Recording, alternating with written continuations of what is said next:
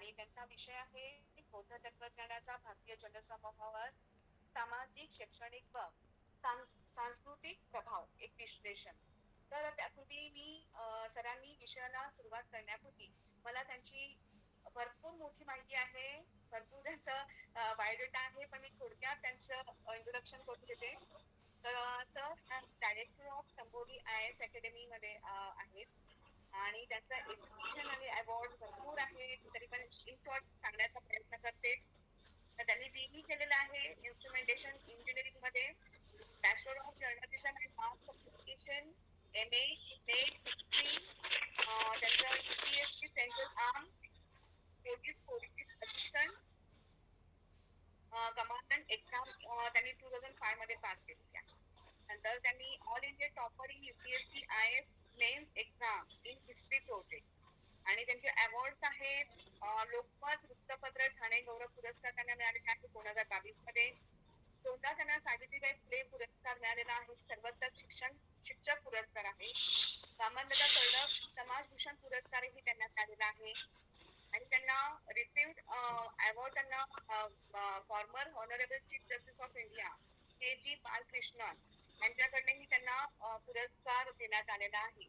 तर हे बहुआयामी व्यक्तित्व म्हणा सरांचं आज आपल्याकडे त्यांना आपण इन्व्हाइट केलेलं आहे प्रबोधित करण्यासाठी. तर त्यांचे या सगळ्यात मी वंदना हिरे हार्दिक स्वागत करत आहे सर तुमचं.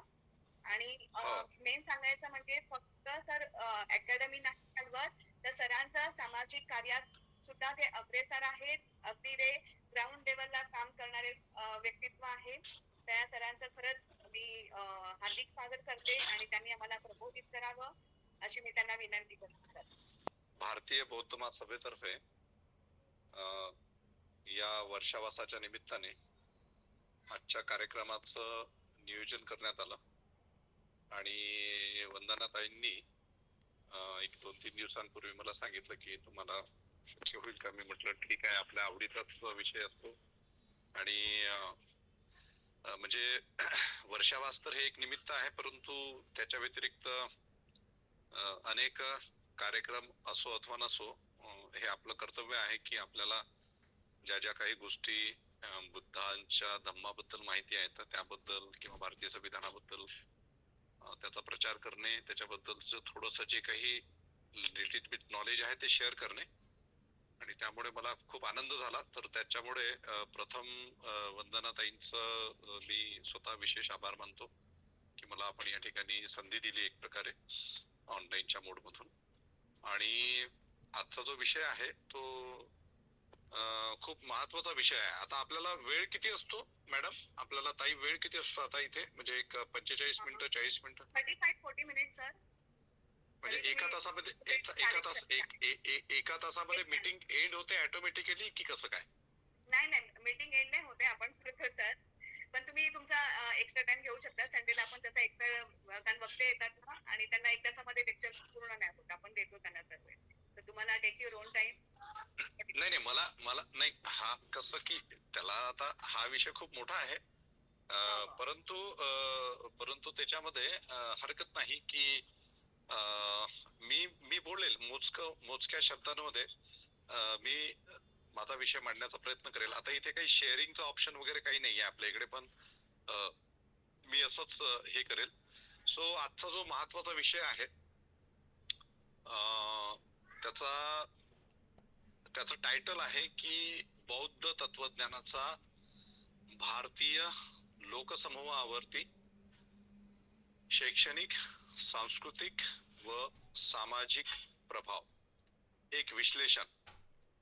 आता हा जो विषय आहे याच्यामध्ये या विषयाला समजून घेण्याच्या दृष्टिकोनातून एक साधारणतः एक आपल्याला बुद्धिझम म्हणजे बुद्धांचं तत्वज्ञान काय होतं आणि बुद्धांचं जे तत्वज्ञान होतं ते कशा पद्धतीने आपण अंडरस्टँड करू शकतो, तर याबद्दल थोडीशी एक माहिती आपल्याला पाहिजे. आपण आता सगळेच्या सगळे इथे मोस्टली उपासकच आहेत आणि सर्व लोकांना एक बुद्ध धम्माबद्दल, बुद्धांच्या तत्वज्ञानाबद्दल निश्चितपणे माहिती असायलाच पाहिजे आणि आहे असं मी गृहीत धरतो.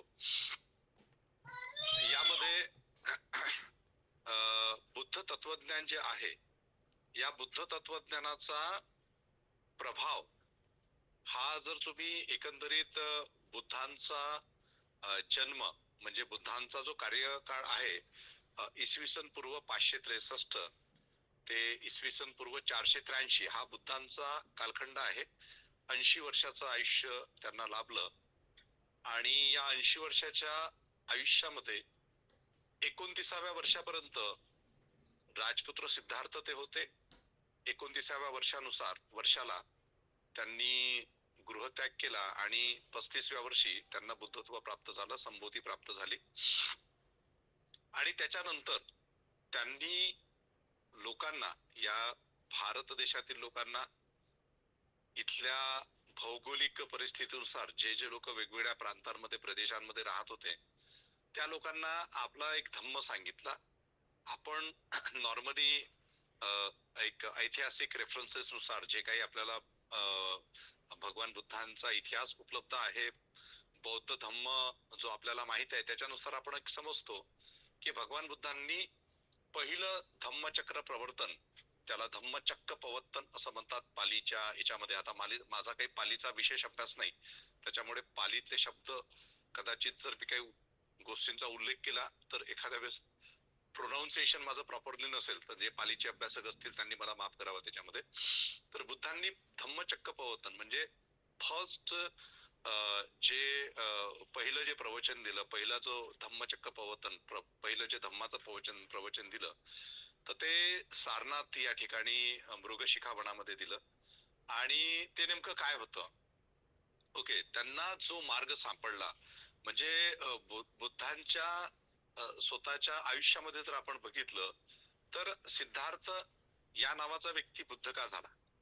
ओके, तर आपल्याला काही त्याच्याबद्दल रेफरन्सेस सांगण्यात येतात आपल्याला बऱ्याचदा शालेय पुस्तकांमध्ये किंवा आणखी इतर रेफरन्सेस मध्ये त्या 4 गोष्टी सांगण्यात येतात की 4 दृश्य बुद्धांनी म्हणजे सिद्धार्थ, राजपुत्र सिद्धार्थांनी बघितली आणि त्याच्यानंतर त्याचं मन परिवर्तन झालं.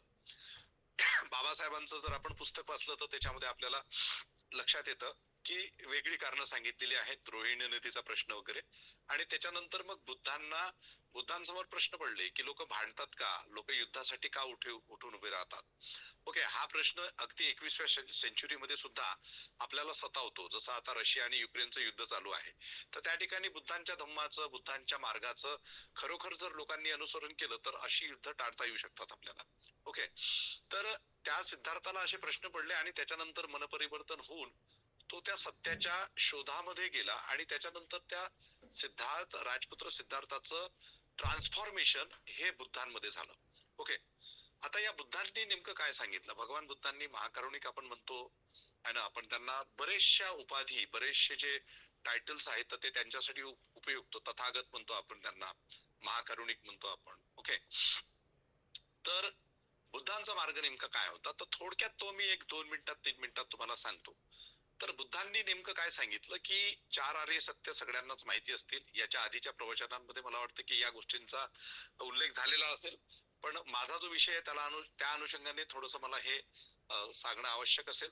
तर बुद्धांनी 4 आर्य सत्य सांगितले आणि हे जे 4 आर्य सत्य, त्याला आर्य सत्य काय म्हणतात, त्याला 4 नोबेल ट्रूथ का म्हणतात. Okay, Nobel truth, universal truth आहेत ते, म्हणजे नोबडी कॅन डिनाय, कोणीच त्याला डिनाय करू शकत नाही.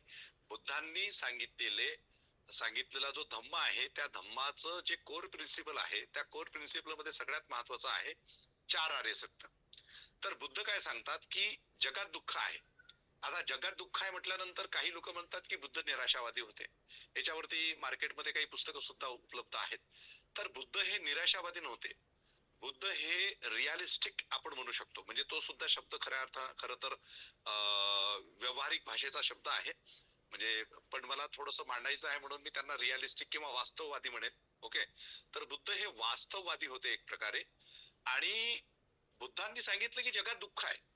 आता आपण जर परत बुद्धांच्या कालखंडामध्ये आता एक होता वैदिक धर्म, ओके, आणि काही असे वेगवेगळे समाज म्हणजे वेगवेगळे काही ना काहीतरी ऍक्टिव्हिटीज करणारे, म्हणजे जसं आपण आता योगा म्हणतो, तर तशा पद्धतीने काहीतरी आपल्याला चमत्कारिक दृष्टी प्राप्त झाली पाहिजे याच्यासाठी वेगवेगळ्या ऍक्टिव्हिटीज करणारे अनेक लोक त्यावेळेस होते. त्याला आपण पंथ म्हणूया. ओके. वेगवेगळ्या विचारधारांचे लोक होते आणि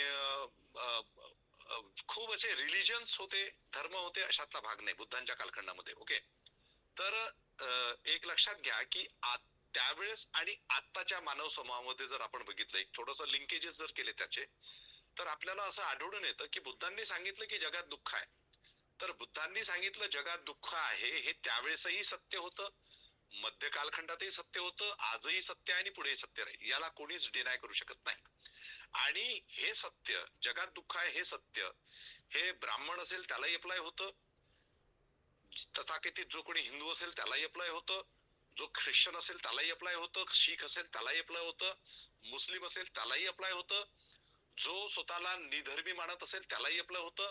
हे प्रत्येक मानवाला, भारतापासून तर अमेरिका, युरोप, आफ्रिका, कुठल्याही मानवाला, कुठल्याही मानव समूहाला हे सत्य अप्लाय होतो. जगात दुःख आहे. आपला जो जन्म होतो, तर आपला जन्म होतो त्यावेळेस आपण रडत रडत येतो, आणि जर समजा बाळ रडलं नाही तर डॉक्टर म्हणतात की काहीतरी प्रॉब्लेम आहे. ओके. हे लक्षात घ्या. तर बुद्धांचा दृष्टिकोन आणि बुद्धांनी ज्या सत्याचा शोध केला ते इतकं व्यापक आहे आणि इतकं सत्य आहे की त्याला कुठलाही व्यक्ती, कुठल्याही धर्माचा व्यक्ती, कुठल्याही मान्यतेचा व्यक्ती त्याला विरोध करू शकत नाही. तो जर सायंटिफिक अप्रोचनी, तो जर तटस्थ दृष्टिकोनातून, न्यूट्रल माइंडसेटनी तर त्या गोष्टीला बघत असेल तर त्याला कोणीही डिनाय करणार नाही.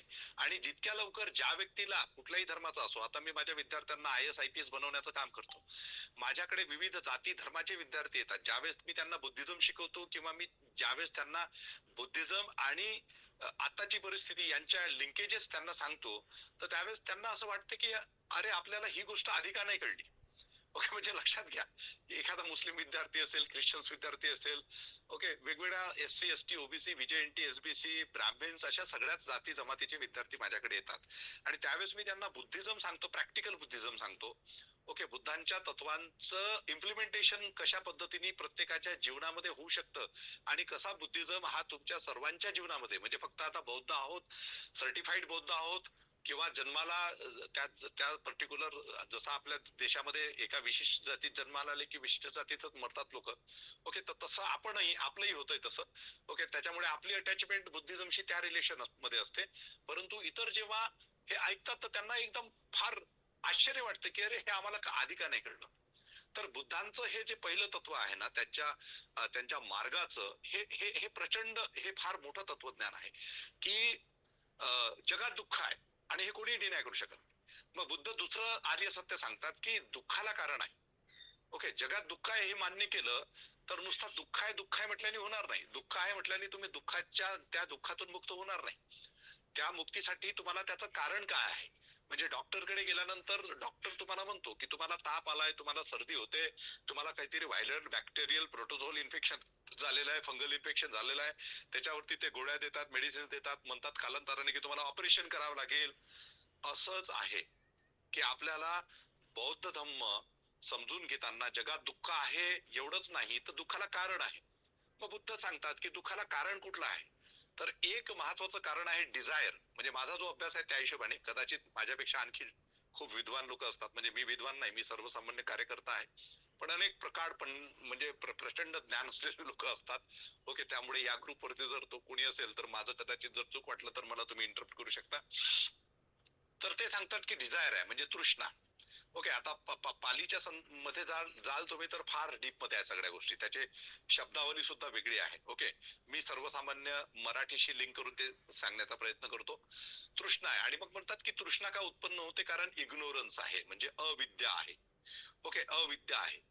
बघा, 19व्या शतकामध्ये महात्मा ज्योतिबा फुल्यांनी या देशातील शूद्र अतिशूद्रांना सांगितलं की विद्येविना मती गेली, मतीविना गती गेली, गतीविना वित्त गेले, ओके, वित्त विना शूद्र घेतले, इतके अनर्थ एका अविद्येने केले. म्हणजे महात्मा ज्योतिबा फुले 19व्या शतकामध्ये तोच बुद्धांचा जो मेसेज आहे एक प्रकारे सांगतात. ओके. तोच बुद्धांचा मेसेज सांगतात की तुमच्या अधोगतीचं कारण काय आहे, तर अविद्या. बुद्ध त्या कालखंडामध्ये सांगतात. आता बुद्धांची जी भूमिका होती ती तुमच्या स्पिरिच्युअल ट्रान्सफॉर्मेशनची, मेंटल ट्रान्सफॉर्मेशनची, ओव्हरऑल पर्सनॅलिटी ट्रान्सफॉर्मेशनची होती. ओके. आणि त्याच्या माध्यमातूनच सामाजिक ट्रान्सफॉर्मेशन झालं, शैक्षणिक ट्रान्सफॉर्मेशन झालं, अनेक गोष्टी. म्हणजे इग्नोरन्स म्हणजे महात्मा फुले 19व्या शतकामध्ये तुम्हाला सांगतात की अविद्या. अविद्या म्हणजे काय, तर तुम्हाला ज्ञानच नाही, तुम्हाला ज्ञानापासून वंचित ठेवण्यात आलं, तुम्हाला शिक्षणच देण्यात आलं नाही, तुम्हाला वर्णव्यवस्थेने, जातीव्यवस्थेने शिक्षण नाकारलं आणि त्याच्यामुळे तुम्ही अनपढ राहिले, त्याच्यामुळे तुम्ही अशिक्षित राहिले आणि ते तुमच्या अधोगतीचं कारण झालं. त्याच्यामुळे तुमची नीती गेली, त्याच्यामुळे तुमची गती गेली, त्याच्यामुळे तुमचं वित्त गेलं. ओके. सो खूप महत्वाचं आहे की बुद्ध त्यावेळेस सांगतात, 6व्या शतकामध्ये सांगतात, इसवी सन पूर्व 6व्या शतकामध्ये सांगतात की इग्नोरन्स आहे म्हणजे तृष्णा का, तर अविद्या आहे. कारण माणसाला हे हवं असतं, ते हवं असतं, ते हवं असतं, त्याच्या इच्छा, त्याच्या आकांक्षा, त्याचं हे पूर्णच होत नाही. आता तुम्ही म्हणाल की बाबा यात काय वाईट आहे, इच्छा ठेवल्यात काय वाईट आहे? इच्छा असायला काहीच प्रॉब्लेम नाही. परंतु बुद्ध म्हणतात की जसं आता समजा आता मी 2 BHK फ्लॅट मध्ये राहतो, मला उद्या वाटेल की माझ्याकडे 4 BHK असला पाहिजे, मला उद्या वाटेल की माझ्याकडे आणखी मोठा बंगला असला पाहिजे, मला वाटेल की माझ्याकडे आज ही कार आली, आता मला वाटेल की उद्या BMW आली पाहिजे, ऑडी आली पाहिजे. काहीच हरकत नाही. भौतिक आयुष्य जगत असताना तुमच्या इच्छा वाढत जातात, तुमचे ध्येय वाढत जातात, काहीच हरकत नाही, त्या वाढणं चांगली गोष्ट आहे. परंतु त्याच्या माध्यमातून तुम्ही समाधानी असता का? तुमच्या आयुष्यामध्ये त्याच्या माध्यमातून तुम्ही तुमच्या आयुष्यामध्ये शांतता असते का?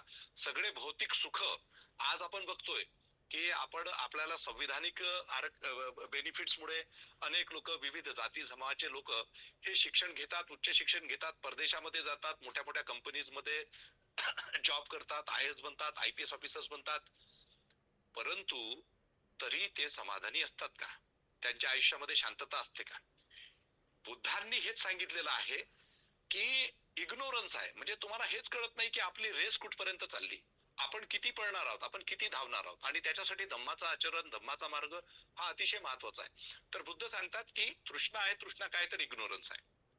ओके.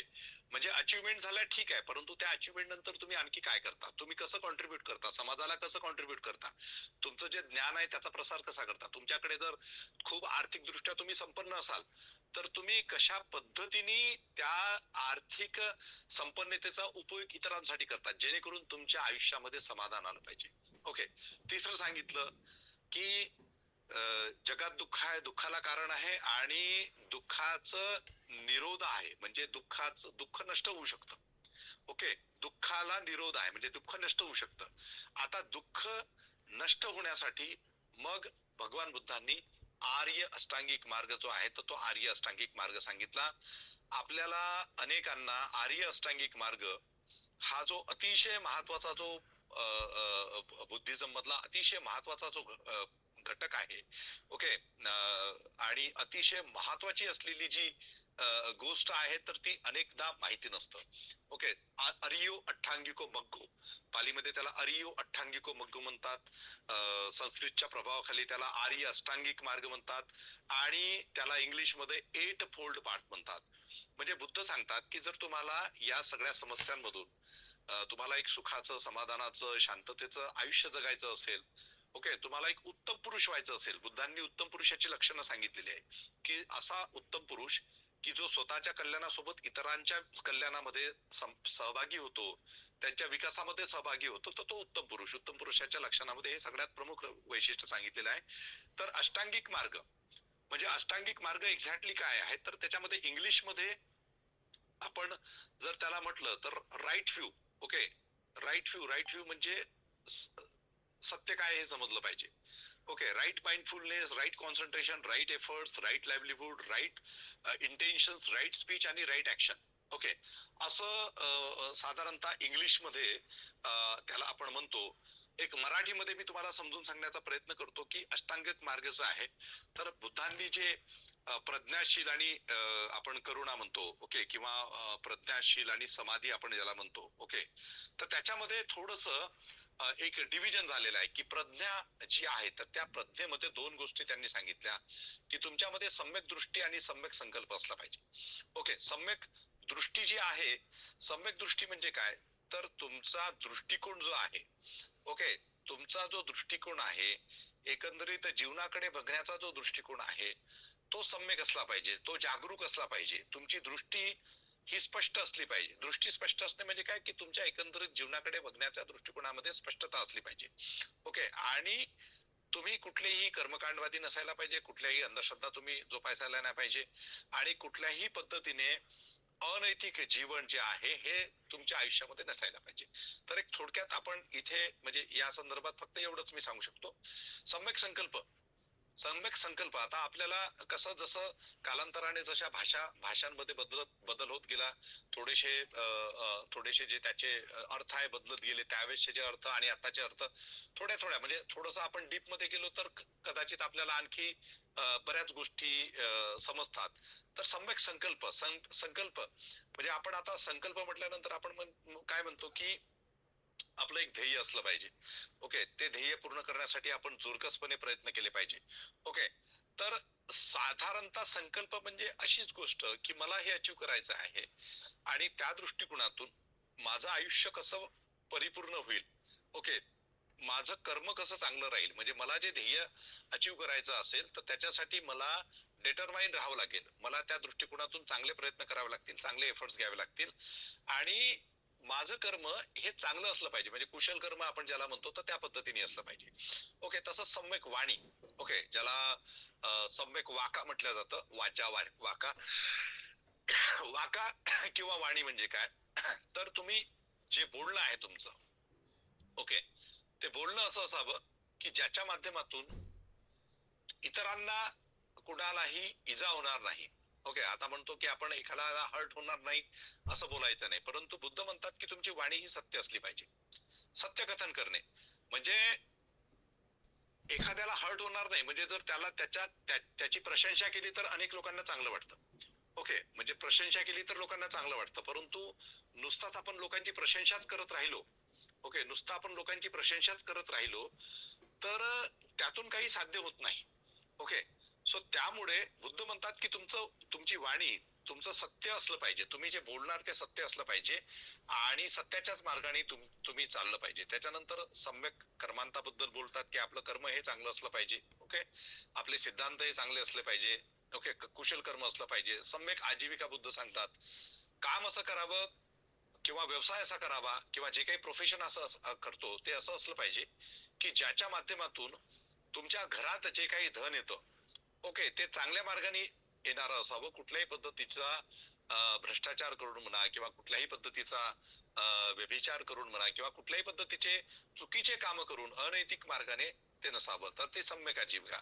त्याच्यानंतर सम्यक व्यायाम म्हणजे काय, तर याच्यामध्ये आपण सकारात्मक पद्धतीने आपली जी बुद्धी आहे त्या बुद्धीला चालना दिली पाहिजे. आपण पॉझिटिव्ह कन्स्ट्रक्टिव्ह माइंडसेट डेव्हलप केला पाहिजे आपल्या एकंदरीत लाईफ मध्ये. ओके. म्हणजे व्यायाम म्हटल्यानंतर आता अनेक लोकांना असं वाटू शकतं की व्यायाम म्हणजे सकाळी जाऊन फिरायला जाणे किंवा सकाळी जाऊन कुठला तरी जिम वगैरे जॉईन करणे, तर असं नाही. तर बुद्धिझमच्या दृष्टिकोनातून सम्यक व्यायाम म्हणजे तुमचा बौद्धिक विकास, त्याला एक चालना देणं, त्याला एक त्याचा माइंडसेट प्रॉपरली डेव्हलप करणं, कन्स्ट्रक्टिव्ह माइंडसेट, सकारात्मक माइंडसेट. ओके. आणि एक एक चांगला दृष्टिकोन जो आहे तर तो डेव्हलप करणं. सम्यक स्मृती. ओके. स्मृती म्हणजे तुम्ही जागरूक असलं पाहिजे, तुम्ही जागरूक असलं पाहिजे. ओके. तुम्हाला चांगलं काय वाईट काय, तुमची सतत वेग बुद्धी, ज्याला आपण मॉडर्न टाइम्स मध्ये म्हणतो की रॅशनॅलिझम. ओके. एक तुमचा व्ह्यू पॉइंट हा रॅशनल असणं, सायंटिफिक असणं, तर या गोष्टी सम्यक स्मृतीमध्ये येतात. आणि सर्वात शेवटी बुद्ध जे म्हणतात की सम्यक समाधी. सम्यक समाधी म्हणजे माइंडफुलनेस, मेडिटेशन. ओके. अनेक लोक म्हणतात की ध्यानाची काय गरज आहे, म्हणजे मी बऱ्याचदा असं बघत असतो की अनेक लोकांना असं वाटतं की अरे बाबा मेडिटेशन करतात, हे करतात, ते करतात, म्हणजे मी चांगल्या चांगल्या लोकांच्या तोडून हे ऐकत असतो. पण इंट्रोस्पेक्शन म्हणजे आपण म्हणतो ना की तुम्हाला जर कुठेतरी एक एखादा विद्यार्थी असतो, जसं माझ्याकडे आता विद्यार्थी येतात, मी त्यांना सांगतो की इंट्रोस्पेक्शन करा, कुठं चुकतंय ते बघा. ओके. आणि माइंडफुलनेस राहा, माइंडफुलनेस मध्ये राहा, म्हणजे कसं की जागरूक राहा.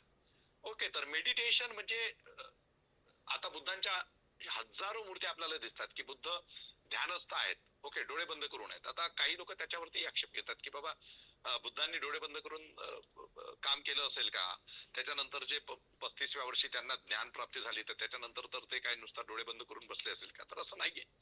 तुम्हाला ज्यावेळेस तुमच्या एकंदरीत स्वतःच्या पर्सनॅलिटी मध्ये बदल घडवायचे असतात तर तुम्हाला स्वतःच्या अंतर्मनामध्ये बघायचंच असतं. ओके, तर मेडिटेशन ही ऑलटुगेदर फार वेगळी गोष्ट आहे, म्हणजे ती डिटेल आहे, ती समजणं फार आवश्यक आहे. ओके, तर माइंडफुलनेस आणि माइंडफुलनेस केव्हा येतं, ज्यावेळेस तुम्ही नुसता बाह्य बाह्य गोष्टींवरती तुम्ही कुठेतरी क्रिटिसाइज करणे किंवा बाहेरच्याच गोष्टींना घेऊन बसणे, की इकडे आपल्याला जावं लागतं, तिकडे जावं लागतं, प्रचार करावा लागतो. बुद्धांनी त्यांच्या त्यांच्या समोर जे प्रश्न पडलेले होते, दुःखमुक्तीच्या संदर्भात त्यांच्याजवळ जे प्रश्न पडलेले होते, त्याचं एक प्रकारे अनुसंधान करण्यासाठी त्यांनी सुरुवातीला बाहेर बघितलं. जगामध्ये ते गेले, त्यांच्या सुरुवातीला अनेक लोकांना ते भेटले. ओके, अनेक लोकांशी चर्चा केली. ओके, अनेक लोकांशी त्यांच्या एक प्रकारे डिस्कशन झाले आणि त्यांना लक्षात आलं आणि त्यांनी स्वतःच्या शरीराला खूप कष्ट सुद्धा दिले. म्हणजे उपवास करणे, उपाशी राहणे, सगळंच अन्नत्याग करणे वगैरे ह्या सगळ्या गोष्टी केल्या. नंतर त्यांना लक्षात आलं की आपल्याला माइंडफुल राहावं लागेल, आपल्याला कॉन्सन्ट्रेटेड काम करावं लागेल. ओके, आणि त्याच्यानंतर सम्यक समाधी हा एक ऑलटुगेदर फार मोठा सब्जेक्ट आहे, याच्यावरती भरपूर बोलता येईल. तर बुद्धांनी शेवटी सम्यक समाधी सांगलेली आहे. ओके, तर अशा पद्धतीने 4 आर्य सत्य आणि त्याच्यानंतर आर्य अष्टांगिक मार्ग हे बुद्धिझमचं किंवा बुद्धांच्या धम्माचं एक प्रकारे महत्वाचं सार आहे. आणि त्याच्यानंतर त्या 10 पारमिता येतात. ओके, 10 पारमिता खूप महत्वाचं आहे, 10 पारमिता वगैरे. ओके, आता त्याच्याबद्दल मी बोलणार नाही. ओके, परंतु या ज्या 10 पारमिता आहेत आणि आर्य अष्टांगिक मार्ग आणि नंतर मग 4 आर्य सत्य, याला आपण म्हणू प्रामुख्याने तर मी 4 आर्य सत्य आणि आर्य अष्टांगिक मार्ग. ओके, त्याच्याच बेसिसवरती त्या 10 पारमिता आहे. आपल्याला धम्म बुद्धांचा मार्ग या माध्यमातून समजतो. एकदम साधी गोष्ट आहे की माझी वाचा चांगली असली पाहिजे, सम्यक वाचा असली पाहिजे, सम्यक संकल्प असला पाहिजे. ओके, सम्यक कर्मांत असलं पाहिजे, सम्यक आजीविका असली पाहिजे, सम्यक व्यायाम असला पाहिजे, स्मृती असली पाहिजे. ओके, सम्यक समाधी असली पाहिजे आणि त्याच्यानंतर मग पारमिता वगैरे त्यानंतरच्या काळामध्ये डेव्हलप झाल्या. आता या सगळ्या बुद्ध तत्वज्ञानाचा समाजावरती काय परिणाम झाला, या सगळ्या बुद्ध तत्वज्ञानाचा सांस्कृतिक, मी राजकीय सुद्धा म्हणेल, आणि आर्थिक स्तरांवरती काय परिणाम झाला याच्याबद्दल थोडंसं मी विश्लेषण करतो. आता हे थोडं तुम्हालाही माहिती असेल की बुद्धिझम कसं आहे, बुद्धिझम मध्ये काय आहे, पण हे मला सांगणं थोडंसं योग्य वाटलं. आता लक्षात घ्या की भगवान बुद्धांचा ज्यावेळेस जन्म झाला 6व्या शतकामध्ये, तो कालखंड होता 16 महाजनपदांचा. म्हणजे आपल्या इकडे मगध महाजनपद होतं, तिथला राजा होता बिंबिसार. त्याच्या बाजूला दुसरा एक राजा होता, दुसऱ्या याचा तो होता प्रसेनजित. ओके, त्याच्यानंतर आणखी त्यावेळेस राजेशाही पद्धती निर्माण झालेली होती. ओके, बुद्धांच्या कालखंडामध्ये 16 महाजनपद होती आणि त्यावेळेस ब्राह्मणी धर्म किंवा ज्याला आपण वैदिक धर्म म्हणतो, या वैदिक धर्माचा एक प्रकारे कहर माजलेला होता. ओके, म्हणजे बुद्धांच्या फिलॉसॉफीमध्ये तुम्हाला माहिती असेल की अहिंसा हे महत्वाचं तत्व आलं, करुणा हे महत्वाचं तत्व आलं, सत्य हे महत्वाचं तत्व आलं. ओके, विज्ञानवाद हे महत्वाचं तत्व आलं. हे सगळे का आले? ओके, चातुर्वर्णाची व्यवस्था जी आहे, चातुर्वर्ण जे आहे, 4 वर्ण म्हणजे ब्राह्मण, क्षत्रिय, वैश्य आणि शूद्र, हे जे 4 वर्ण जे आहे ते तत्कालीन कालखंडामध्ये अगदी दृढ झालेले होते. एक आपण थोडासा ऐतिहासिक जर संदर्भ जर घेतला तर हरप्पा संस्कृती आहे, सिंधू सभ्यता म्हणतो आपल्याला, इसवी सन पूर्व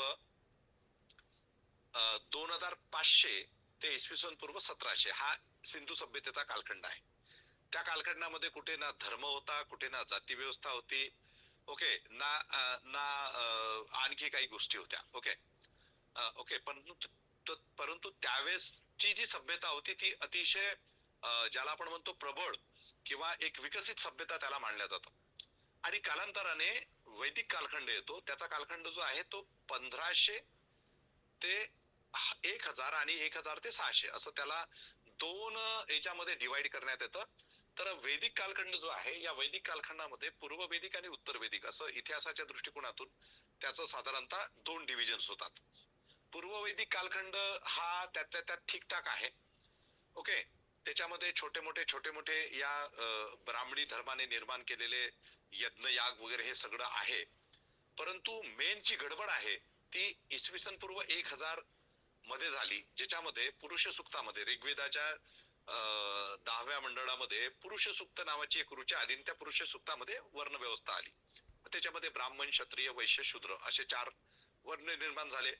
आणि कालांतराने याच वैदिकांनी कालांतरात म्हणजे जो लॅटर वेदिक पिरियड किंवा ज्याला आपण म्हणतो की उत्तर वेदिक पिरियड आहे, या उत्तर वेदिक पिरियड मध्ये, या कालखंडामध्ये अनेक मोठ्या प्रमाणात यज्ञ संस्कृती जी आहे ती त्याचा इतका प्रचंड प्रचार केला की त्याच्यामध्ये प्रचंड प्रमाणात प्राणी हिंसा व्हायला लागली. ओके, प्रचंड प्रमाणात त्याच्यामध्ये प्राणी हिंसा व्हायला लागली. तुम्हाला माहिती असेल, तुमच्या बऱ्याच लोकांना हे माहिती असेल की अश्वमेध नावाचा एक यज्ञ होता. राजा तो यज्ञ करायचा. तो यज्ञ झाल्यानंतर मोठ्या प्रमाणात प्राणी हिंसा व्हायची, बळी दिल्या जायची. वाजपेयी नावाचा एक यज्ञ होता. जे वाजपेयी, अटल बिहारी वाजपेयी आपल्या देशाचे प्रधानमंत्री होते. तर हे त्यांचं जे टायटल आहे अटल बिहारी वाजपेयी, हे यज्ञाचं नाव आहे, यज्ञ. ओके, तशा कोणी बोलत असेल तर म्यूट करा मॅडम त्यांना. कोणी बोलत असेल तर म्यूट करा. ओके, तसंच वाजपेयी यज्ञ, पुरुषमेध यज्ञ, पुरुषमेध. ओके, पुरुषमेध म्हणजे जसा अश्वमेध यज्ञामध्ये घोड्याचा बळी दिला जायचा, तसं पुरुषमेध यज्ञामध्ये पुरुषाचा म्हणजे माणसाचा बळी दिला जायचा. असे यज्ञ होते. गायींच्या सरसकट कत्तली व्हायच्या यज्ञाच्या नावावरती. आता बुद्ध ज्यावेळेस जन्माला येतात आणि बुद्ध ज्यावेळेस वाढतात आणि बुद्धांना ज्यावेळेस ह्या गोष्टी समजायला लागतात की कुठल्या तरी वैदिक किंवा ब्राह्मणी धर्माच्या नावाखाली, हे धर्माच्या नावाखाली प्राण्यांची हिंसा होते आहे, धर्माच्या नावाखाली पुरुषांची सुद्धा बळी दिल्या जाते आणि शूद्रांची बळी दिल्या जायची एक प्रकारे. आणि ज्यावेळेस हा चातुर्वर्ण आणि छोटे मोठे कर्मकांड म्हणजे भारतीय समाज, आजचा जो समाज आहे, भरकटलेला जो समाज आहे, भरकटलेला बहुजन समाज आहे ना, ज्याच्यामध्ये आपले पूर्वाश्रमीचे जे कोणी म्हणजे इसवी सन पूर्व 6वं शतक ते इसवी सन पूर्व 12वं शतक आणि त्याच्यामध्ये इसवी सन पूर्व 600 ते इसवी सन 600, ओके, म्हणजे बुद्धांचा कालखंड ते हर्षवर्धनाचा कालखंड, हा जर 1200 वर्षाचा जर तुम्ही इतिहास बघितला भारताचा, तर हा संपूर्णतः बौद्ध धर्माच्या उन्नतीचा इतिहास आहे. ओके, त्याच्याबद्दल मी थोडंसं बोलेल आता. आणि त्याच्यानंतर इसवी सन 600 तर इसवी सन 1200 या शतकामध्ये बौद्ध धर्माचं थोडं डिक्लाइनिंग फेज सुरू झाली. त्याला अनेक कारण आहेत. आता तो ऑल टुगेदर वेगळा विषय आहे. त्याच्यावरती बोलायचं म्हटलं तर 2-3 तासाचा वेळ लागतो मला, ठीक आहे. तर ऑल टुगेदर वेगळा विषय आहे. आता हे लक्षात घ्या की बुद्धांच्या तत्वज्ञानामध्ये अहिंसा पदोपदी दिसते तुम्हाला. ओके, परंतु बुद्धांचं अहिंसेचं तत्व, ओके, हिंसेचा विरोध, हे फार वेगळं तत्व आहे. ते फार सायंटिफिक आहे, ते फार ह्युमॅनिस्टिक आहे, ते फार कंपॅशनेट आहे. ओके, सत्य, हे सगळे तत्व का आलेत? कारण प्रचंड प्रमाणात उत्तर वैदिक कालामध्ये इतक्या प्रचंड प्रमाणात हिंसा वाढली होती, इतक्या प्रचंड प्रमाणात सर्वसामान्य त्यावेळेसचा जो समाज होता, या ब्राह्मणी धर्माने, या वैदिक धर्माने त्यांच्यावरती इतके मोठे कर्मकांड, इतक्या मोठ्या अंधश्रद्धा, त्यांना स्वर्ग आणि नरकाच्या संकल्पना, त्यांना देव आणि दैवाच्या संकल्पना याच्यामध्ये प्रचंड गुरफटून टाकलं होतं. आणि नंतर बुद्धांचा जन्म झाला, सिद्धार्थाचा जन्म झाला, सिद्धार्थांना या सगळ्या गोष्टी कळायला लागल्या आणि मग त्याच्यातूनच त्यांनी ते संशोधन सुरू केलं आणि शेवटी आपल्याला एक बुद्ध, ओके, एक स्टेज अचीव केलेला एक परिपूर्ण सम्यक संबुद्ध आपल्या समोर येतात. ओके, तर हे बुद्धांचा जन्म झाला, बुद्ध धम्म आणि संघाची निर्मिती झाली, भिक्षू संघाची निर्मिती झाली, ब्राह्मण, वैश्य, क्षत्रिय, शूद्र या चातुर्वर्णातून अनेक लोक बुद्धांचे शिष्य झाले. ओके, अनेक मोठ्या मोठ्या अरहंत पदावरती लोक गेले. ज्याला आपण म्हणतो की समाजामध्ये ज्यांना चांगलं स्थान नव्हतं चातुर्वर्ण व्यवस्थेमध्ये, असे लोक सुद्धा बुद्धांचे शिष्य झाले. मोठे मोठे व्यापारी, अनाथपिंडकासारखा व्यापारी असेल, ओके, किंवा अनेक राजे महाराजे असतील, ओके, ते बुद्धांचे शिष्य झाले. आणि सर्वसामान्य लोकांना सुद्धा बुद्धांचा धम्म कळायला लागला. आपण प्राचीन भारताचा जर चांगला अभ्यास केला ना, तर आपल्या लक्षात येतं की प्राचीन भारताचं पान बुद्धांच्या तत्वज्ञानाशिवाय हलत नाही. प्राचीन भारत जो आहे तो संपूर्णतः बौद्धमय भारत होता. बौद्धमय भारत म्हणजे मी असं नाही म्हणणार की बौद्ध हा एक धर्माच्या स्वरूपात आपण जो शब्द वापरतो ना, तो कधी कधी असं मला वाटतो की त्याच्याही पेक्षा तो आचरणाचा शब्द आहे. आणि लोकांनी कर्मकांड सोडून दिले. अनेक लोकांनी जो ब्राह्मणवाद थोपवला होता तो सोडून दिला आणि नंतर ब्राह्मणवादाची किंवा वैदिकांची अडचण झाली, मोठी अडचण झाली आणि त्याच्यातूनच नंतर बुद्धांच्या अगेन्स्ट मध्ये, बुद्धांच्या विरोधात आणि बुद्धांच्या महापरिनिब्बानानंतर सुद्धा त्यांच्या तत्वज्ञानाच्या विरोधात क्रांती विरुद्ध प्रतिक्रांतीचा जन्म झाला. ओके, त्याचे खूप सारे रेफरन्सेस आपल्याला कालांतराने दिसतात. तर एक लक्षात घ्या की बुद्धांचा इतका प्रचंड इम्पॅक्ट त्यावेळेस होता.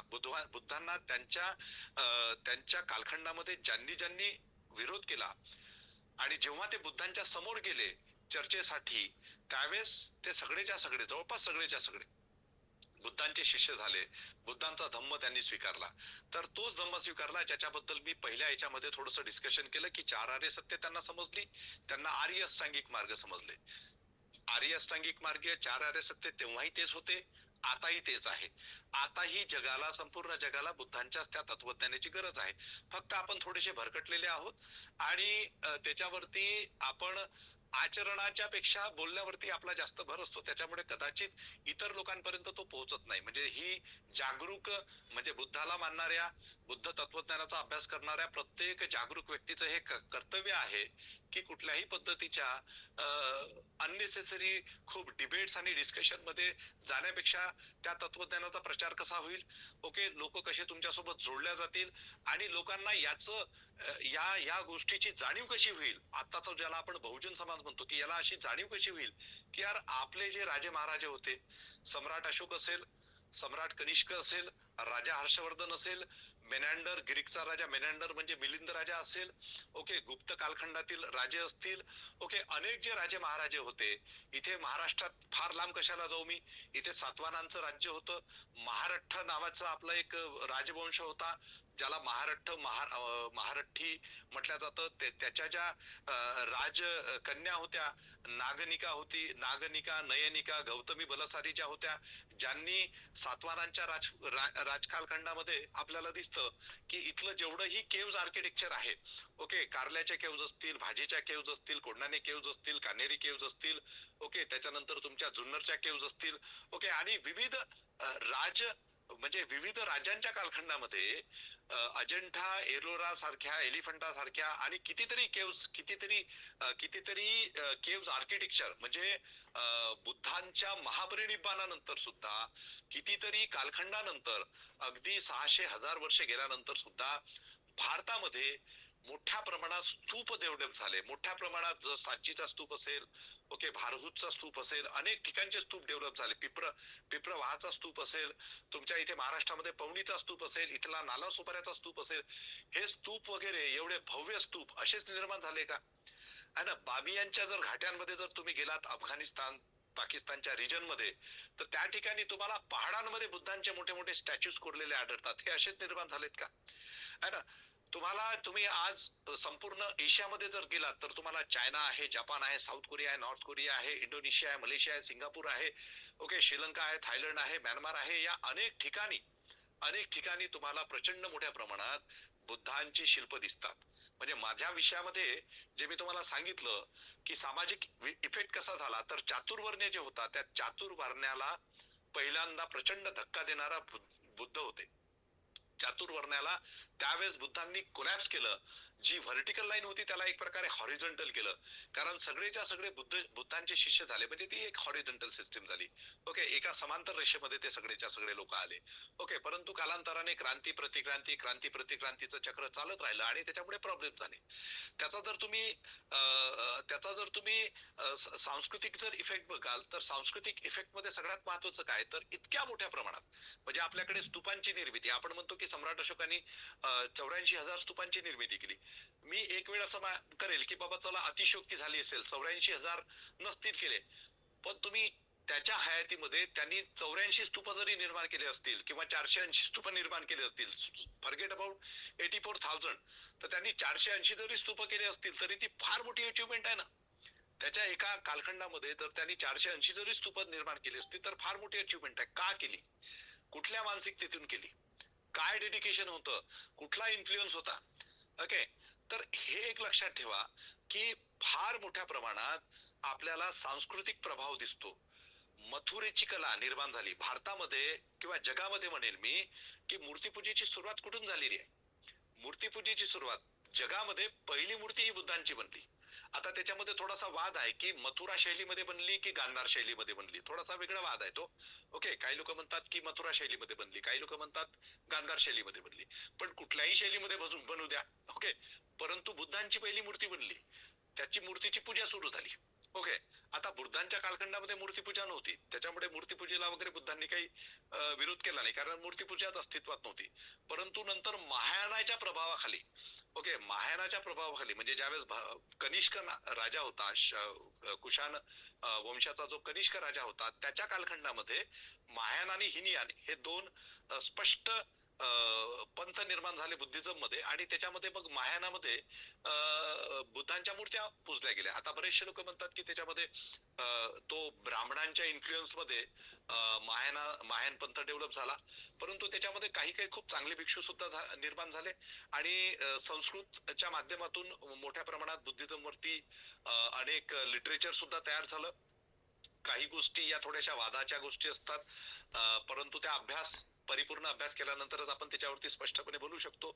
ओके, आणि नंतर महायानाचा इफेक्ट इतक्या वाढला की आपण सुद्धा आता म्हणजे जो ओरिजिनल बुद्धिझम होता, ज्याच्यामध्ये मूर्ती नव्हत्या, त्याच्यामध्ये कालांतराने सिम्बॉलिझम डेव्हलप झालं. म्हणजे आता जसं लोक स्वस्तिक म्हणतात आहे ना, स्वस्तिक.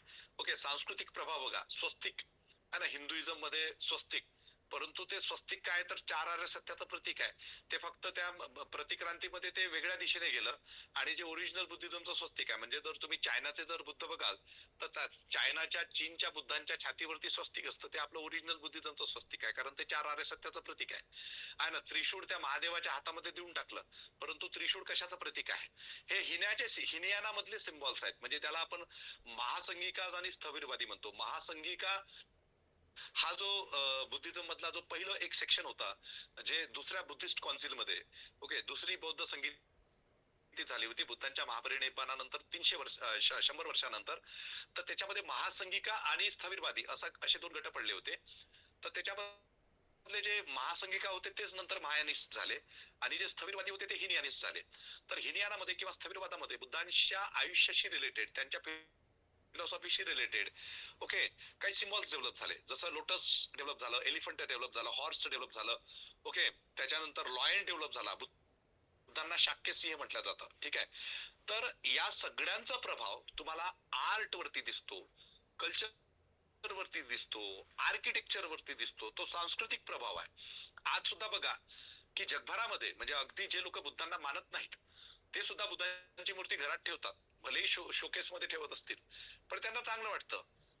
महागाच्या मूर्त्या बुद्धांच्या भेटतात. ओके, तर हे कसं आहे की तो प्राचीन भारतापासूनचा तो सांस्कृतिक प्रभाव राहिलेला आहे, तो जगभरामध्ये राहिलेला आहे. म्हणजे बाबासाहेब आंबेडकरांचंच कदाचित ते एक वाक्य आहे, मला खात्री नाहीये, तर बाबासाहेब आंबेडकरांनीच एक असं वाक्य बहुतेक ते बोलले होते की तुम्ही जर समजा कुठल्या एखाद्या परदेशाच्या मार्केटमध्ये रामाची मूर्ती ठेवा, कृष्णाची मूर्ती ठेवा, पण कोणी घेणार नाही.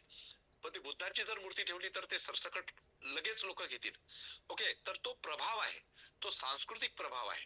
ओके, सांस्कृतिक अँगलनी का होणार, लोक बुद्धांना स्वीकारतात. ओके, आणि जसं जसं तुम्ही त्या सांस्कृतिक अँगलनी बुद्धांचा अभ्यास करायला लागतात तसं तुम्ही बौद्ध तत्वज्ञानाकडे जातात.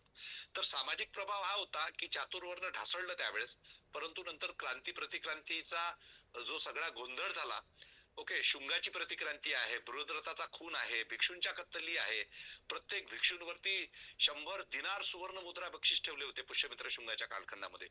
अमानुषपणे भिक्षूंच्या कत्तली करण्यात आल्या. ओके, तर तुम्ही लक्षात घ्या की जो त्यावेळेसचा भिक्षू होता तो सुत्त पिटक, विनय पिटक, अभिधम्म पिटक हे जे त्रिपिटक आहे हे वाचून तो स्वतःमध्ये डिसिप्लिन डेव्हलप करायचा. ते जे भिक्षू होते, ते जे वंदनीय भिक्षू होते, पूजनीय भिक्षू होते, ते अनंत पदापर्यंत पोहोचले. या भिक्षूंनी स्वतःला डेडिकेटेड केलेलं होतं, या भिक्षूंनी अभ्यास केला होता, या भिक्षूंनी बुद्धांनी जे जे सांगितलं होतं ते आचरणात आणलं होतं, अंगीकारलेलं होतं. कालांतराने त्याच्यामध्ये सुद्धा खूप पोल्युशन झालं. कालांतराने असं म्हणण्यात येतं, माझा जेवढा अभ्यास आहे त्याच्यावरून मी सांगतो की बुद्ध धम्म लयास का गेला, तर त्याच्यामध्ये काही कारणं अशी आहेत की भिक्षू संघामध्ये सुद्धा काही अप्रवृत्ती ज्या आहेत तर त्या सुरू झाल्या आणि त्याच्यामुळे तो थोडासा त्याच्यामध्ये प्रॉब्लेम झाले असं म्हणू शकतो आपण. कंटेम्पररी सिच्युएशन मध्ये सुद्धा आपण त्याचं थोडस हे करू शकतो. ओके, तर बेसिकली सामाजिक प्रभाव बुद्धांचा, सांस्कृतिक प्रभाव आणि शैक्षणिक प्रभाव. शैक्षणिक प्रभावामध्ये मी तुम्हाला सांगेल की भारतामध्ये जे काही प्राचीन भारतातले जी विद्यापीठ आहे म्हणजे नालंदा युनिव्हर्सिटी, आता एक फेसबुक वरती आणि व्हॉट्सअप वरती एक लिस्ट फिरत असते की सम्राट अशोकांनी स्थापन केलेल्या युनिव्हर्सिटीज, त्याच्यामधले बऱ्याचशे जे रेफरन्सेस आहे किंवा बऱ्याचशे ते नाव आहेत ती चुकीची आहे. सम्राट अशोकांनी नालंदा युनिव्हर्सिटी, तक्षशिला युनिव्हर्सिटी स्थापन केली नव्हती, हे लक्षात घ्या. सम्राट अशोकाच्या काळाच्या आधी तक्षशिला युनिव्हर्सिटी होती आणि सम्राट अशोकाच्या काळानंतर खूप वर्षानंतर Nalanda university, Vikramshila university, Udantapur university, Vallabhi university या डेव्हलप झाल्या. ओके, तर त्याच्यामुळे कधी कधी फेसबुकच्या ज्या पोस्ट असतात त्याला प्रामाणिक मान्य करत जाऊ नका. नालंदा युनिव्हर्सिटी ही गुप्तांच्या कालखंडामध्ये, ओके, गुप्तांच्या कालखंडामध्ये कुमारगुप्ता नावाचा जो राजा होता त्यांनी निर्माण केली. आणि तुम्हाला माहिती असेल की आजकालच्या ज्या टॉप मोस्ट इन्स्टिट्यूशन्स मध्ये म्हणजे भारतामध्ये जसं IIT आहे, IIM आहे, याच्यासाठी ज्या डिफिकल्ट टेस्ट होत्या, तर तशा पद्धतीच्या त्या युनिव्हर्सिटीमध्ये जर तुम्हाला एंटर करायचं असेल, जर तुम्हाला प्रवेश घ्यायचा असेल, तर तिथे जे गेट वरती जे भिक्षू असायचे, आचार्य असायचे, ते तुमची टेस्ट घ्यायचे आणि त्याच्यानंतरच तुम्हाला तिथे प्रवेश मिळायचा. नालंदा विश्वविद्यालय, ज्या विश्वविद्यालयामध्ये संपूर्ण जगभरातून लोक मेडिसिन शिकायला, लॉजिक शिकायला, ओके, सायन्स शिकायला, गणित शिकायला आणि धम्म शिकायला यायचे, ती नालंदा युनिव्हर्सिटी. कालांतराने बख्तियार खिलजीने नष्ट केली ती. ओके, त्याच दरम्यान त्याच्याच थोड्याशा कालखंडानंतर धम्मपाल आणि देवपाल नावाचे जे पाल वंशाचे राजे होते, जे बिहार आणि तुमचा बंगालचा जो प्रांत आहे तिथे होते, त्यांनी विक्रमशिला नावाची युनिव्हर्सिटी स्थापन केली. या विक्रमशिला युनिव्हर्सिटीला, या नालंदा युनिव्हर्सिटीला तिथले जे स्थानिक लोक जे होते, आजूबाजूचे जमीनदार असतील, आजूबाजूचे सैनिक असतील, व्यापारी असतील, राजे असतील, हे सगळेच्या सगळे लोक डोनेट करायचे. तिथल्या विद्यार्थ्यांचा तो खर्च त्याच्या माध्यमातून भागवला जायचा. ओके, प्रचंड मोठ्या युनिव्हर्सिटीज होत्या. वल्लभी युनिव्हर्सिटी असेल, ओदंतपुरी युनिव्हर्सिटी असेल, तर या सगळ्या ज्या युनिव्हर्सिटी होत्या या ठिकाणी बौद्ध भिक्षू असायचे, आचार्य असायचे, ज्ञानाचं आदान प्रदान होतं. आता आपण त्या सगळ्या ती जी सगळी जी आपली जी सांस्कृतिक धरोहर आहे ते एक प्रकारे आपण विसरलेलो आहोत किंवा ती नष्ट झालेली आहे. आपल्याला परत त्याचं पुनर्स्थापन करावं लागेल, परत त्याची पुनर्स्थापना करावं लागेल. ओके, पण त्याच्यासाठी आपल्याला बुद्धांचा धम्म थोडासा व्यवस्थित समजून घेणे, त्याला आचरणात आणणे आणि आपल्या समोरचे जे चॅलेंजेस आहे, आपल्यासमोर आजही सांस्कृतिक प्रदूषणाचे चॅलेंजेस आहे, आपल्यासमोर आजही सामाजिक प्रदूषणाचे किंवा सामाजिक उतरंडीचे बुद्धांच्या कालखंडामध्ये वर्णव्यवस्था नव्हती, परंतु कालांतराने साधारणतः एक पहिल्या सेंचुरी BC मध्ये म्हणजे इसवी सन पूर्व पहिल्या सेंचुरीमध्ये चातुर्वर्ण्याचं पंचमवर्णामध्ये कन्व्हर्जन झालं आणि पंचमवर्णाचं कालांतर ट्रान्सफॉर्मेशन हे जाती व्यवस्थामध्ये झालं आणि ती जाती व्यवस्था नंतर गुप्तांच्या कालखंडामध्ये रिजिड स्वरूपात झाली. ओके, मध्यंतरीच्या काळामध्ये मनुस्मृती असेल किंवा आणखी काही स्मृत्या असतील तर त्यांची रचना झाली, निर्मिती झाली आणि त्याच्यानंतर इतके रिजिड रूल्स निर्माण झाले की आपण जसं म्हणतो की अस्पृश्यता अस्पृश्यतेची सुरुवात झाली, महिलांवरती अनेक निर्बंध लादण्यात आले, शूद्र अतिशूद्रांवरती अन्य निर्बंध लादण्यात आले. तर हा प्रतिक्रांतीचा फेज आहे. ओके, प्रतिक्रांतीचा फेज आहे. शुंगांच्या नंतर ते फार मोठ्या प्रमाणात झालं. ओके, तर बेसिकली एक लक्षात घ्या की बुद्धांचा सामाजिक प्रभाव त्यावेळेस प्रचंड मोठा होता. बुद्धांच्या तत्वज्ञानाच्या इन्फ्लुएन्समुळे सम्राट अशोक असेल, सम्राट कनिष्क असेल, सम्राट हर्षवर्धन असेल, ओके, मिलिंद म्हणजे मेनांडर असेल, गुप्तांचे कालखंड, गुप्त कालखंडातले काही महत्वाचे राजे असतील, देवपाल आणि धम्मपाल हे जे राजवंश होते 10व्या शतकापर्यंत, इसवी सन 10व्या शतकापर्यंत, त्यांच्यावरचा प्रभाव किंवा अनेक ठिकाणी उत्तर भारत असेल, दक्षिण भारत असेल, तुमचा पूर्व भारत असेल आणि पश्चिम भारत असेल, okay, east west north south आणि तुमचा आताचा अफगाणिस्तान, आताचा पाकिस्तान, आताचा नेपाळ, आताचा भूतान, आताचा बांगलादेश, हा जो संपूर्ण जो प्रदेश होता, भौगोलिक प्रदेश होता, याच्यावरती बुद्ध आणि बुद्धांच्या नंतरच्या कालखंडामध्ये आपल्याला प्रचंड प्रमाणात उलथापालथ झालेली दिसते. मोठ्या प्रमाणात जे काही भारतावरती बाहेरून आक्रमण झाली किंवा बाहेरचे जे लोक आले आणि जे नंतर भारतीय समाजव्यवस्थेचा एक महत्वाचा घटक बनले, त्या लोकांनी सुद्धा बुद्धांचाच धम्म स्वीकारला. बुद्धांचाच धम्म स्वीकारला. हा बुद्धिझमचा, बुद्धाच्या तत्वज्ञानाचा एक फार मोठा प्रभाव होता. कालांतराने ही लोक वर्णव्यवस्थेमध्ये क्षत्रिय म्हणून गणल्या गेली. ओके. आणि अनेक गोष्टी, अनेक कॉन्फ्लिक्ट, अनेक समस्या वगैरे नंतरच्या काळात आपण बघत असतो. मध्ययुगीन कालखंड असा आहे की त्याच्यामध्ये आपल्याला बुद्धिझम दिसत नाही ऍज सच मध्ययुगीन कालखंडामध्ये. त्याच्यानंतर आधुनिक कालखंडामध्ये ज्यावेळेस आपण येतो तर त्यावेळेस सुद्धा आपल्याला बुद्धिझमचे अवशेष जे आहेत तर ते अवशेष आहेत सगळीकडे, लिटरेचर आहे सगळीकडे. ओके. परंतु ते मग असं तुरळक प्रमाणात दिसतं, ते समोर आलं नाही. आणि नंतर तुम्हाला सगळ्यांनाच माहिती आहे की बाबासाहेब आंबेडकरांनी 14 ऑक्टोबर 1956 हिंदू धर्मातून बौद्ध धर्मामध्ये धर्मांतर केलं नाही. बाबासाहेब आंबेडकरांनी 14 ऑक्टोबर 1956 बौद्ध धम्माची पुनर्स्थापना केली. आपल्या नष्ट झालेल्या संस्कृतीची, नष्ट झालेल्या भारतीय संस्कृतीची, अस्सल भारतीय संस्कृतीची, अस्सल वैज्ञानिक दृष्टिकोनाची पुनर्स्थापना केली. माझ्या दृष्टिकोनातून म्हणजे मी पर्सनली असं म्हणत असतो की ते धर्मांतर नव्हतं.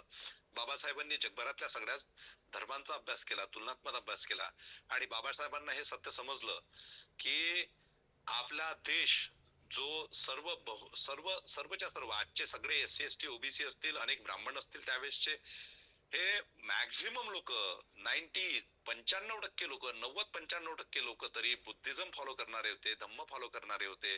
परंतु ते सगळं नष्ट झालं. क्रांती आणि प्रतिक्रांती त्याला जबाबदार आहे, प्रतिक्रांती त्याला जबाबदार आहे.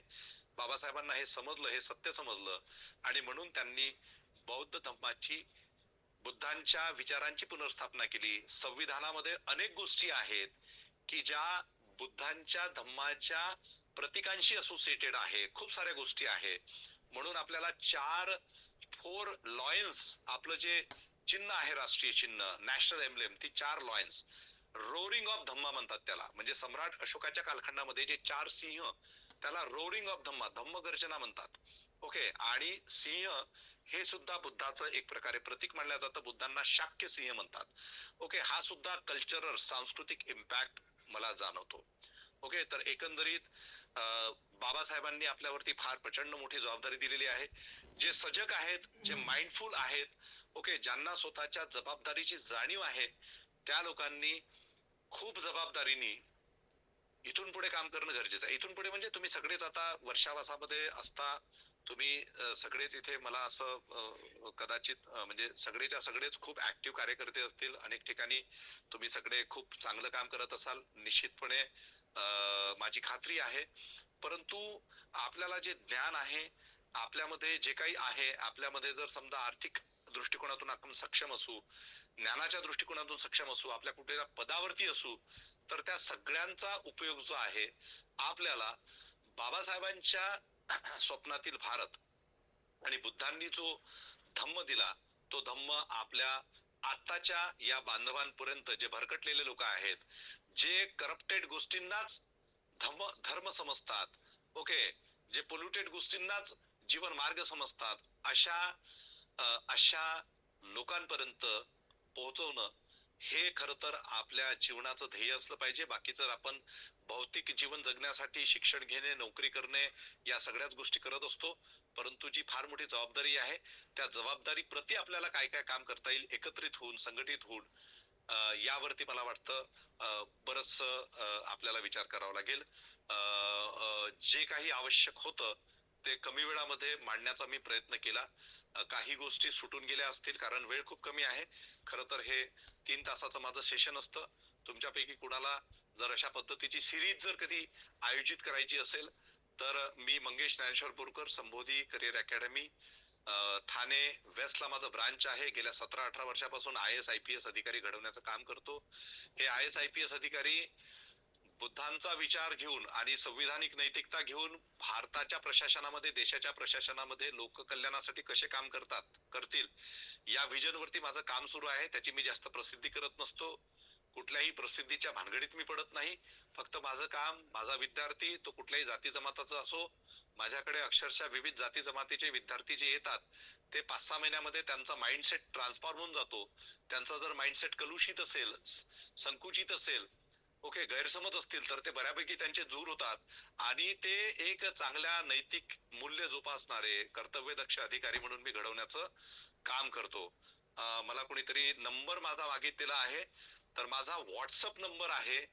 व्हॉट्सअप नंबर मंगेश ज्ञानेश्वर बोरकर, संचालक संबोधी करिअर अकॅडमी, मुंबई ठाणे, आणि लवकरच आपलं नागपूर आणि पुण्याला पण ब्रांचेस सुरू होतील. माझा व्हॉट्सअप नंबर आहे 8108016455. माझा व्हॉट्सअप नंबर आहे 8108016455. ओके, 8108016455 हा व्हॉट्सअप नंबर आहे. जे उपासक आणि जे मित्र, धम्म बांधव, धम्म भगिनी या कार्यक्रमामध्ये होते, ते मला पर्सनल या नंबरला मेसेज करू शकता. आपल्या नाव, गाव आणि जे काही कुठे असाल तुम्ही, ज्या क्षेत्रात असाल त्यासोबत मला जर आपण व्हॉट्सअप वरती मला मेसेज पाठवला तर निश्चितपणे आपण पुढे सुद्धा कंटिन्युएशन मध्ये कॉन्टॅक्ट मध्ये राहू. आणि सगळ्यात महत्वाचं की असे महत्वाचे जे विषय असतात यांच्यासाठी खरं तर वेळ हवा असतो. वेळ दिल्यास तो त्याची म्हणजे त्याला न्याय देता येतो त्या विषयाला. पण हरकत नाही. मला आदरणीय भगिनी आमच्या वंदनाताई हिरे यांनी भारतीय बौद्ध महासभेच्या माध्यमातून या वर्षावासाच्या निमित्ताने इथे एक संधी दिली, त्याबद्दल मी त्यांचं जाहीर आभार मानतो. थँक्यू, धन्यवाद सर. खूपच सुंदर तुम्ही विश्लेषण केलेलं आहे.